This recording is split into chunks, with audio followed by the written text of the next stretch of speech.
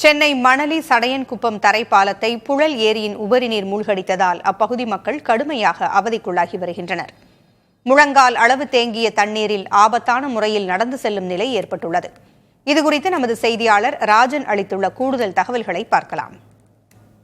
நாம் தற்பொழுது சடையன்குப்பம் தரைப்பாலம் பகுதியில் இருக்கும், அதாவது மணலி அடுத்த சடையன்குப்பம் தரைப்பாலம் பகுதியில் இருக்கின்றோம். இந்த தரைப்பாலமானது புழல் ஏரியில் இருந்து வெளியேறி வரும் உபரி நீரால் முழுமையாக சூழ்ந்துள்ளது. இதனால் போக்குவரத்து பாதிப்பு ஏற்பட்டுள்ளது. இருசக்கர வாகனம் மற்றும் கார்கள் எந்த ஒரு வாகனமும் இப்பகுதியில் செல்ல முடியாத சூழ்நிலை ஏற்பட்டுள்ளது. குறிப்பாக இந்த சாலையை பொதுமக்கள் ஆபத்தான முறையில் கடந்து செல்கின்ற காட்சிகளும் நம்மால் பார்க்க முடிந்தது.